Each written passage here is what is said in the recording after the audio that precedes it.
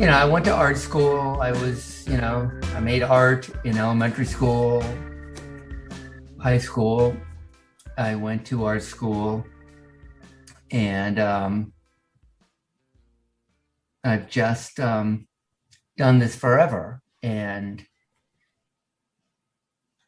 it's just kind of, I don't really fit into a category, I think, because I do this, I make my work and I sell it online. And I have, shows at colleges or galleries, you know, once a year, every couple of years. But I have a big fan base online, and it's just something that I've mass produced my work for 30 years. And in the past 20 years, I've had this online presence. I'm not a computer person, but I've had a website, before there was Facebook and all that stuff. And it's just funny. I've sold all over the world. At what point was it clear to you that insofar as they actually do, that the economics of doing mass paintings the way you do makes sense?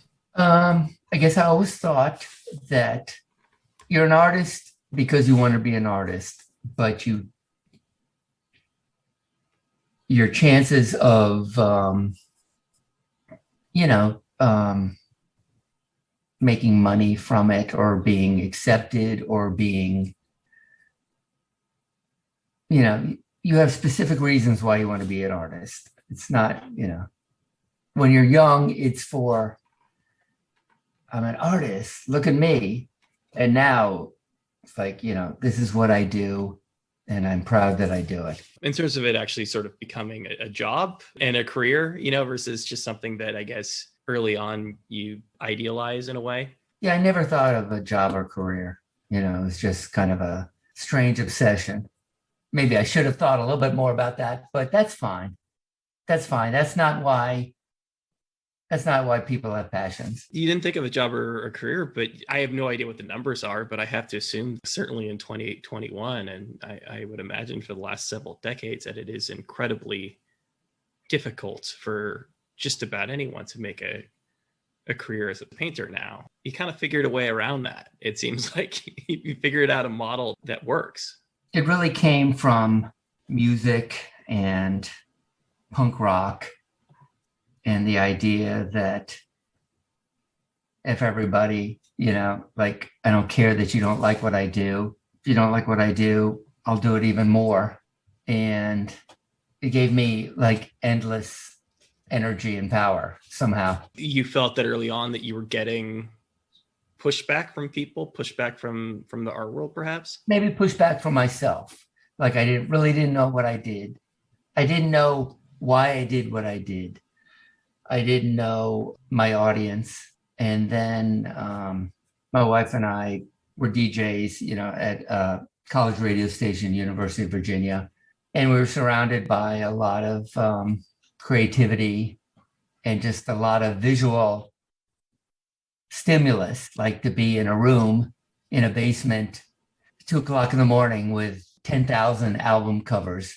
And that knowing that each one of these vessels held somebody's dreams, it makes an incredible impression. Was part of the impulse to take the approach that you take, was part of it an attempt to perhaps kind of recreate the live experience, to make painting into something more kinetic, into something more, in some ways, kind of akin to performance art? Yeah. In the beginning, I wanted the idea that I did something to be useful. I still think it's kind of useful. I think I make messages. I say things in my work, in my paintings. And the performance, the live painting came later, but that seemed to actually happen kind of naturally. But the idea of I wanted my art to be useful. I wanted people to, when I sold my stuff real cheap, people would get it and then they'd give it to their friends. I just went over to this dude's house and I bought 8 paintings, and I'm going to give you one, and I'm going to give you one. So it just felt like I'm part of a system instead of I'm special. I've noticed in everything that mentions the number of paintings that you've done, which the last I saw is more than 300,000. Is that right? Yeah. How exact of a tally do you keep? Oh, I don't keep a specific thing, but it's about the amount of wood that I buy over the decades and chop it up. And everything I've seen that mentions the number of paintings that you've done, it always mentions the fact that you sold or gave away 300,000 paintings. And it seems like that second part was, I assume, a big part of what got you up and running, was just kind of handing these off to people or making them, commodities, mass produced, making it something that somebody could just sort of almost stumble upon like they would an album or a postcard.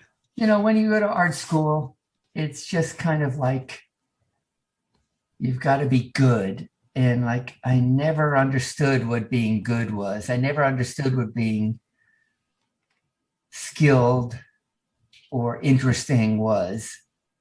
And I just wanted to jump over that kind of feeling. And I still feel that now. Yeah, I just feel that I perform a service, and I've been doing this a long time. So the feelings aren't exactly when I was young. When I was young, I was, flying in the air, that if you give away things and if things are cheap, you have power. It's like you surprise people. I understand that, and now I'm more of a kind of a business, and I'm more of a kind of feel like I'm a shaker. Like I create an object, and I create it well, and it goes into the world. A shaker in terms of somebody making a chair. That's sort of those shakers. Yeah. And not necessarily a mover and a shaker. But no, I'm not that. In terms of viewing the object as a utility or as something that's functional, perhaps in a way that we don't necessarily consider traditional paintings to be. I've been doing this when, my friends were in bands, and they'd drive 70 miles to a show, and the next day they had to drive 300 miles to a show, and they had their CDs and they sold them. And, this is before the computer. This is before people had websites and all this stuff. And it was like when you would go to the cool bookstore and drop off 40 pamphlets that you printed out, that kind of thing. I was talking to Dan, who's working with you and shot the book and is putting the book out. And I made a joke about NFTs, which I don't know if you're following that at all. Obviously it's a big topic of conversation in the art world, but I kind of view them as being almost like artificial or forced scarcity, taking a digital product, which is ubiquitous, and turning it into something that has a number and something that theoretically can't be reproduced. And to me, in a lot of ways, that concept seems antithetical to what you've been doing, which is interesting because when it comes to art, it seems like traditionally the value is in the scarcity, right? The value is in the fact that you can only have this one painting, or that this painter only did a finite number of paintings. And it seems like something that consciously or unconsciously that you had pushed back against. I really think that it was about pretending that I was making CDs and mixtapes, and how important those are when you find them. I'd like to be thought of seriously what I do. I went to art school, and I always thought it was kind of silly how important people thought their work was. And it's like, I always worked in restaurants, and I just like, you work in a restaurant and it's like, it's food, it's great. It's $7 or $18, and that's it. And that's the way I feel kind of about what I do, but it lasts. It stays in your house for, 20 years or 10 years or 40 years. It could be a difficult thing to reconcile, because I think you said wanting to feel important, but without being taken too seriously. Is it hard to, or was it hard to strike a balance between those two ideas? I think that's what gives me the energy. I think that's what keeps me doing it. Trying to figure out where you live in all of this? Yeah, anger is an energy. Is anger the right word? No, maybe if anger wasn't a bad word. There are connotations to the word anger, but I always thought that Sex Pistols song was so positive, I just thought it was, it gives you unlimited energy, kind of feeling. Contemporaneous to that, this idea of like the angry young man, which I think was applied to like Elvis Costello at the time, especially when you're younger, there is perhaps sort of a righteousness in anger. Yeah, I wasn't angry when I was young. You've developed into that? No, it's not anger. It's not anger. It's just wanting to be able to do both things. Like I love my art goes out all over the world, but I've had experiences where I've been, respected in the art world. And it's like, I want to be able to do both because it doesn't seem real unless you can kind of surprise people all the time. Something I didn't know about you, and I was reading on the Kickstarter page that you had studied screen printing, and screen printing is obviously a little bit more a form of mass production than just kind of, painting directly on a canvas. Certainly not mass production to the extent of photocopying. Certainly that would have been an opportunity for you to create something en masse. Why did you gravitate more toward painting as your primary medium? Screen printing sucks. And I just, I'm pretty much a hardcore art. I'm a real artist. I really love art history, and I really love old art, and I really love modern art, and the way that the progression of the past 100 years of art has gone it's about creating an environment, a world, a situation, and I just wanted to be in it. And I think that's why, the painting life has always been easy for me, because I always thought that when I work here is a performance that nobody gets to see. So I just, I just was interested in making painting seem like it was a mass-produced thing, but it's not. It's very different than printing or screen printing. You were alluding to being part of a continuum, in terms of painting in the 20th and into the 21st century. Is there a continuum that you consider yourself a part of? Do you feel like, is Warhol kind of a good signpost in terms of what you're looking to do and get out of your work? I guess everybody loves Warhol because he made it seem mysterious and silly to be an artist. And so there's always the images are beautiful that he created, but we all know that was kind of a factory, and that's great. So we're continually like thinking, is it good because we like it, or is it good because it's hard, or is it good because it's not hard to do? Like all those feelings. And that was a performance, what he did. We just think of everything that he did with the movies and all that stuff. It's like a performance. I always got this impression of Warhol that, use the word silliness, which is interesting. It's spot on from the standpoint of, screen printing a bunch of Campbell's soup cans and putting that in an art museum. But he did seem like a very serious guy, or, maybe I'm getting the wrong read on him, but he seems personally to be fairly serious. But I don't mean silly as being not beautiful. I think it, changed the world. It changed the world. Do you feel like that silliness or playfulness, does that play a big part in the work that you create? Yeah, it's a game. It's a game. It's a game that I get to paint whatever I want within boundaries because I know my audience. But at the same time, I get to do whatever I want in my images. I make images, and I make posters, and I make signs, and it's all kind of rolled up into one thing.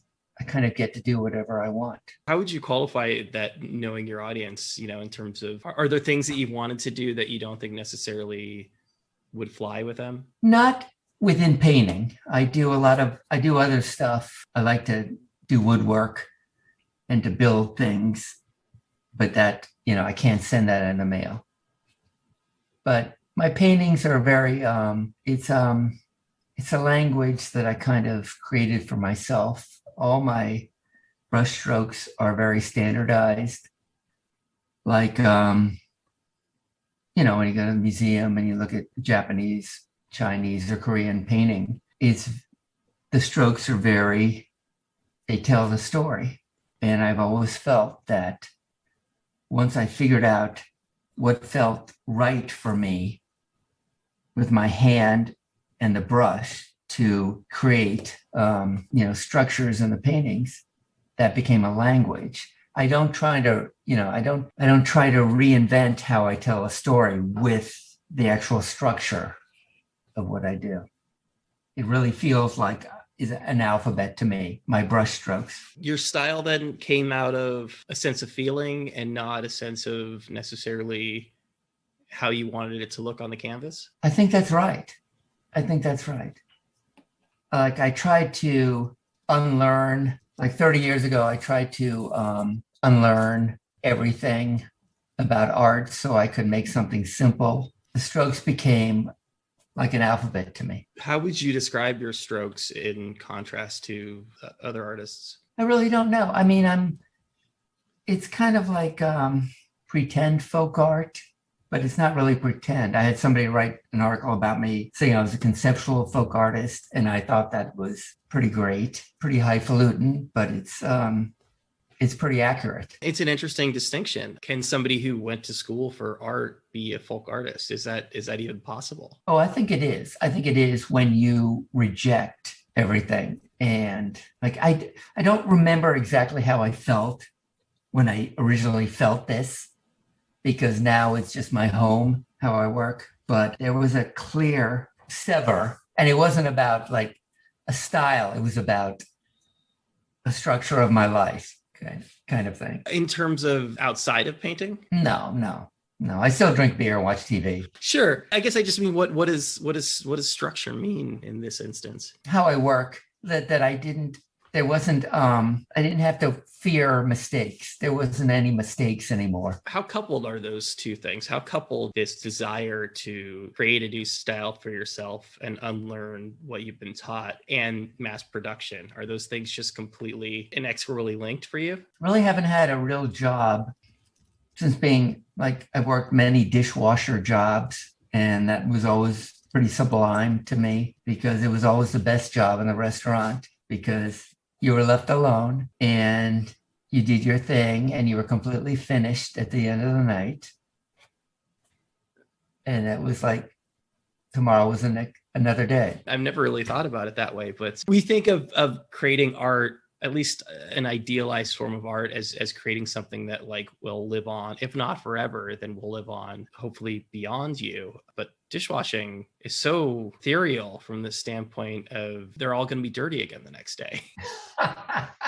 You spend 8 or 10 or however many hours back there. I've certainly worked my fair share of wage jobs too. And you do this all knowing that tomorrow you're just going to have to start it all over again. I loved it.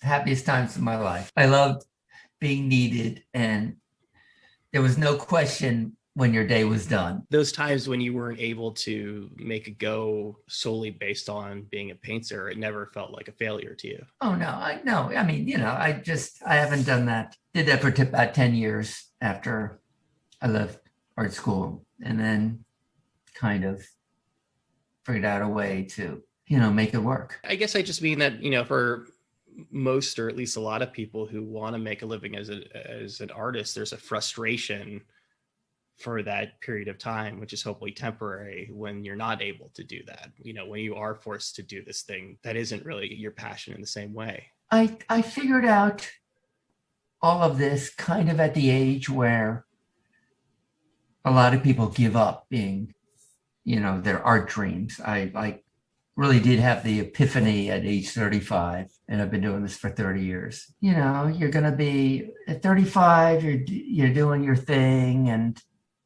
if the art thing's not working out, then you keep on doing your thing. But I kind of had within a couple years or so, I kind of had a revelation, I guess. I was super into Howard Finster, the folk artist. I'm always in trouble when I forget that I love folk art. When I think about other things, those things are really touchstones to being very kind of centered. There's a lot of metrics by which people gauge success. We were talking a little bit about the financial version of that, which is, are you able to make a living at this and quit your dishwashing job? But there's also the question of exposure, and there's also a question of, is my work getting out there to people? Do you think that if for whatever reason that your stuff wasn't getting out there at the sort of speed and the quantity that it is now, that you would still enjoy being a painter, that you would still derive pleasure from the process of being a painter, even if it didn't end up out into the world as much as it does? I guess it was all I ever wanted to do. I'm not thinking about anything else. I just never, I'm just, right now I have basically a 3 months waiting list, for my website orders. And so it feels it's a secure feeling to know that, people want my work and they accept what I do. What was that epiphany at age 35? Let me see. I don't think about it that much. I know it happened, but let me see what the feeling was. I think it was a culmination of being inspired by musicians and knowing that their work was about a performance that night. And most of them, or 99% of them would not have a band a year and a half later, but they lived for their total joy. And I had gone to art school, had gone to Yale 5-6 years earlier, where everything is very important and holy and careerist. And it all seemed, and then you graduate and okay, bye. And then it seemed kind of dead. And then where was the life of it all? I wasn't, it's like, I don't know.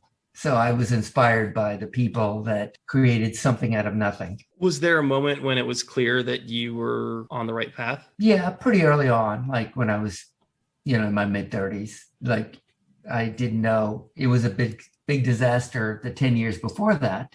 And I just this is what I do. So it's little success here, a little success there. But I reached a point where, wow, I guess I'm really doing this for myself. It has nothing to do with anything else. There was never a disaster, though, to the point that you felt like there's just no hope of me being a painter professionally? No, but it reminded me of something that did happen to me that was very bad. After my sort of golden road of being kind of amazing, I was invited to perform at the Venetian in Las Vegas, and they built a structure for me and a stand, and I'm in the food court area in this gigantic casino with the paintings of the sky on the ceiling, yeah, with and the gondolas, and so I designed a 6-sided kind of structure that I'm painting in. It lasted 4 days, and I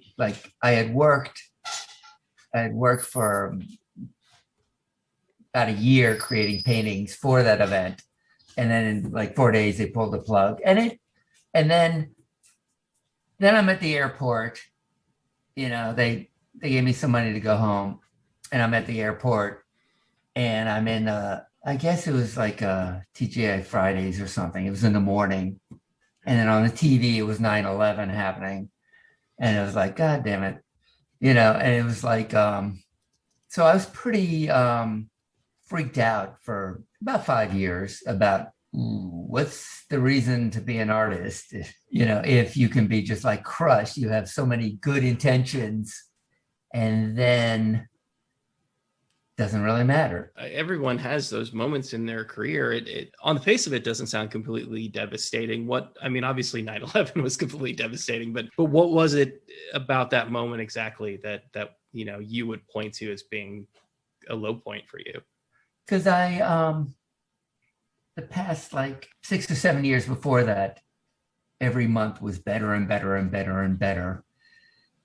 And it was just I'm in Las Vegas. I'm going to show them that, this is so absurd. And I know this is not going to be what I want, but I'm going to show that I can, burn the house down anyway. You felt like you had hit a sort of a new plateau? Yeah, I knew it was, absurd and a joke, but I just wanted to try it anyway. And then I felt like Icarus right there. You thought it was going to be absurd and a joke, that in a way it kind of ended up being a joke on you. Yeah. And like you said earlier, you know your audience, and I assume that your audience is probably, a lot of them are, Pavement fans, or, Apples and Stereo fans of all these bands you've done paintings for. As somebody who has spent some time in Las Vegas for work and has spent some time at the Venetian, I would assume that there isn't probably a lot of overlap between the people who go to the Venetian and your audience. Yeah, but I wanted to do that anyway. I just wanted to.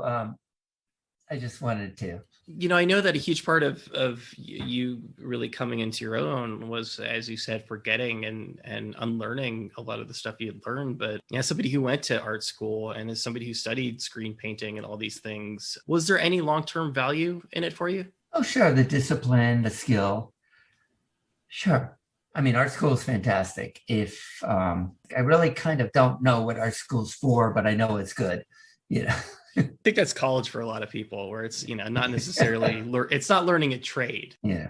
I have a lot of cartoonists on the show, so I talk to a lot of people who make comics, and there does seem to be, maybe this is a relatively recent thing, but there does seem to be kind of a professional or commercial aspect to that side of things, to at least sort of teach you how to navigate the world a little bit. Was that a value that you got out of art school at all? No, I don't really. I like seeing artists walk around in the hall, but I didn't really have anything to say. I like seeing famous people, but I was too young, I guess. I don't know. I didn't have enough failures. It's like if you had failures and you're hungry to learn, then you can learn. I just kind of was young. We just discussed the Venetian incident, which was a kind of a failure onto itself. I guess that arrived in a point in your career when you had already figured out what you wanted to do and develop as an artist. But what were those early failures like? What happened along the way that really you feel like set you on the right path? I've always loved working, but I never, my work was kind of like regular. I just kind of did nice regular stuff, and it didn't really turn anybody on that much. It didn't turn me on. And so I just, I guess I looked at folk art, how they were on a mission to say something. And I like German art. I like Immendorf and Kiefer. And I kind of guess, I always think that I made this up, but I think it's a real quote, that he said he really didn't have anything to say. And that's what he's saying with his art. And I thought I hope he said that. I'd be a genius if I made that up myself. And I just thought that gave me, unlimited energy. It's almost a paraphrase of Plato, right? I know that I know nothing. Oh, I got to check that out. Being power or value in knowing your limitations. Yeah, and you feel centered then because of that, if you're honest. It can be a motivator too, though. It can be a motivator, seeing great art and seeing people who are really good at something. I mean, it can go either way. Seeing something done really well can either be a motivator or it can stop you dead in your tracks. There are heights that you won't necessarily be able to attain. Yeah, I never felt that. I mean, I never thought I'd get any heights, but it was just something, I was elementary school and I wanted to be an artist. It's just, and so maybe that's a weird limitation too, because it never, like success never kind of was a thing. It was just, this is what I do. But I was kind of smarter than just an average hippie making art. Success maybe not being the primary motivator, but certainly it sounds like over the course of your career that when you did find success, you wanted to continue on that path. When you figured out something that worked for you, you continued to go in that direction. It's kind of an incredible feeling to know that there are thousands of people that have my work in their house. I made it and I sent it to them. I want to get back to this idea. I think you had said earlier that there are no longer flaws or that you don't perhaps perceive flaws in your work the same way that you're used to. What was that change? That's my favorite thing.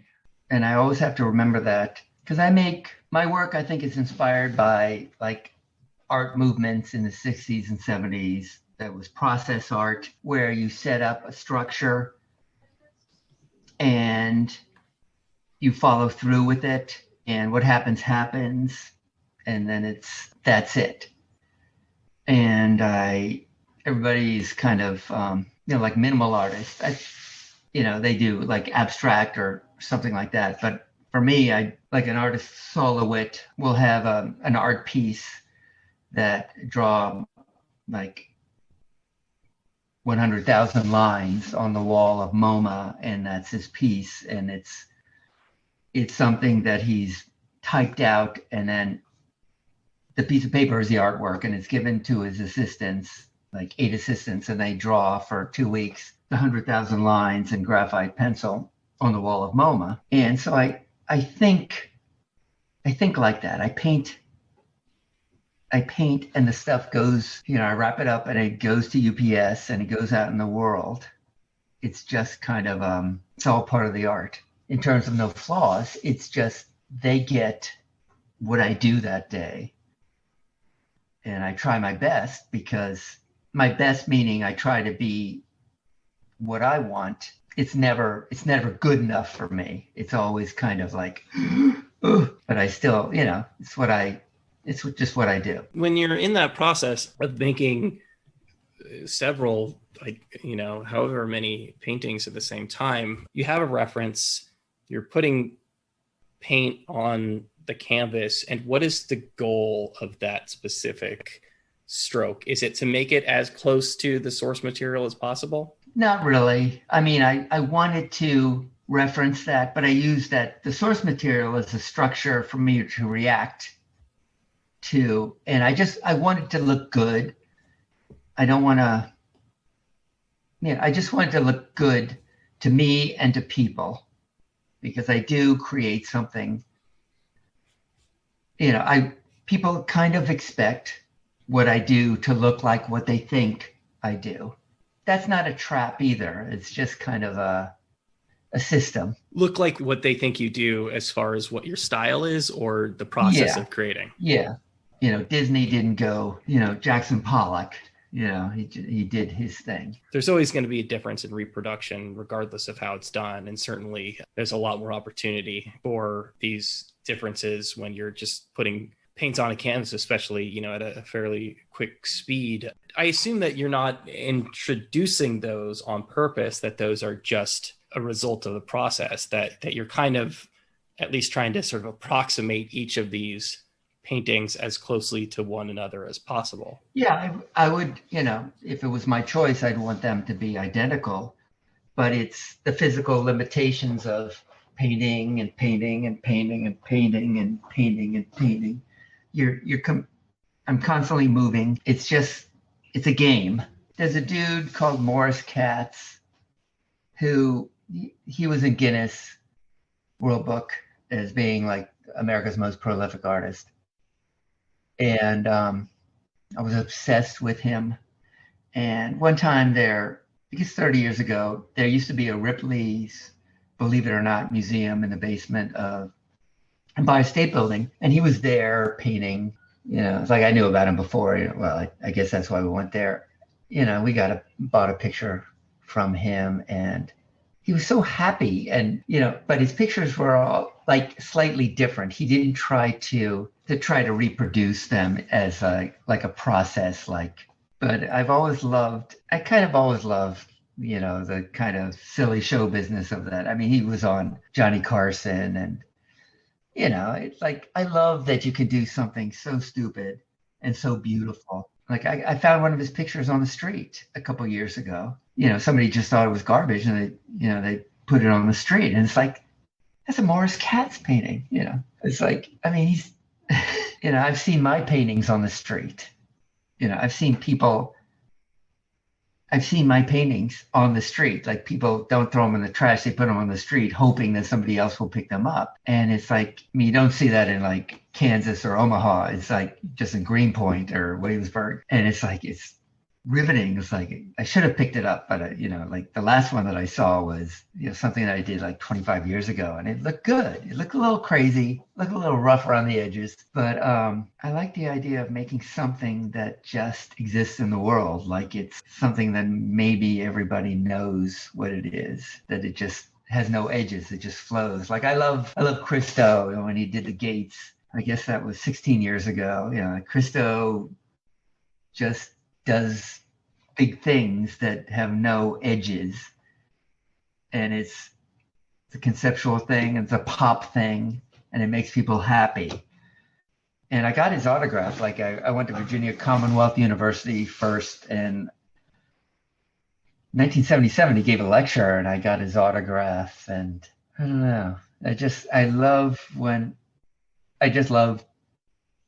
art is not totally correct, and kind of wants to be in the real world, not just in the art world. What emotion does that stir in you to see your painting on the street? It just means that it's a weird feeling. It doesn't feel, and honestly doesn't feel like a betrayal. It feels like, when people put their textbook outside, it feels like that. They don't throw the books in the garbage. They put it outside on the sidewalk. Like a sign that says "To Good Home." Yeah. Do you have favorites in batches? It gets complicated because I can see the flaws and I can see what works and what doesn't work. It's just the system, knowing that the system works, knowing that I tried hard that day, and knowing that everything's wrapped up and goes to UPS, on Friday normally, is a good feeling. And you can tell years later, looking at something, that was a good day. Oh yeah. Yeah. But also I'm surprised. I'll see something that I knew was terrible, and then I'll see it 15 years later. Not so bad. Not so bad. In some ways you see more of the flaws, but you also can appreciate maybe what you didn't see. I can go on, I forgot what it's called. It's called Price Point or Price Worth or something like that. There is I guess it's related to Google, and it's all the stuff that I put on eBay, because when the website is slow, I do stuff to put on eBay, and there's like 15 years worth of work on eBay, and there's like 6,000 like groups of paintings on eBay, and it's unbelievable. Like, wow, like this is like, it kind of makes me think, like, wow, there's a real story in this. Like, there's thousands of things my paintings that I put on eBay. This is a separate story. This is kind of wild, and they're recorded.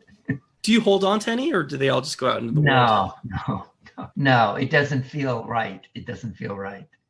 It feels like if I hold on to it, then why do more? I'm going to go get my painting off the wall and show it to you. And I just want a reaction. Okay. I want a reaction. And I kind of want to know, like, I remember when I bought it, and I just sort of want to know if there's a story there, and if you can kind of place it in time. Is that okay? That's fine. That's fine. It just occurred to me that it might be fun to do this. Because I really make so many of these. I wouldn't like normally do this with an artist, but it's kind of a unique opportunity. Okay, I painted it November 2nd, 2013. What is it? Oh, Charlottesville. Oh, Charlottesville snowstorm. I like it. It's not exactly what I'm doing now, so I judge it differently. It's looser, but it kind of looks cooler. And I like the yellow. I'm not using yellow right now in my paintings. Don't know what that object is right now. It might be a tree stump. In the front there? Yeah. And it looks like it is like a Hampton Inn in Charlottesville. That's what I think. In a case like that, though, that I know a lot of what the book is about, and a lot of what you do are these are the albums, but that would have just been kind of a slice of life. Yeah, mostly. I mean, I do albums because they're kind of like pictures of the past, because people don't even know what albums look like. They get the music, and it's sort of like, farewell to getting albums, and people like them, and I like doing them too. But I don't think of like what I do are the albums. I just think what I do is kind of something in, and spit it out kind of thing. I think the way the photography has changed when we all got smartphones, right? Where it's just like we don't put as much value in a single object. Is the source material similar for this, where there's value in something that is just like a Hampton Inn in a snowstorm? Oh, and yeah, anything, because you own right there the time that I was involved in it. You own a part of me, a physical part of me. That's why, like, paintings, you go to a museum, like, all artwork is great, no matter what the intentions are. But paintings are kind of a creepy spiritual thing, because they're very specific to somebody's hand and eyes and movement. And it's a frozen amount of time. It's not a concept. It really is about somebody's time. When we look at the mirror painting, we're in the zone for hours and hours, where Vermeer was. We're not looking at a Vermeer painting. We're next to, the spiritual ashes of Vermeer kind of thing. Painting will never go away as being kind of a zone that people can't really describe.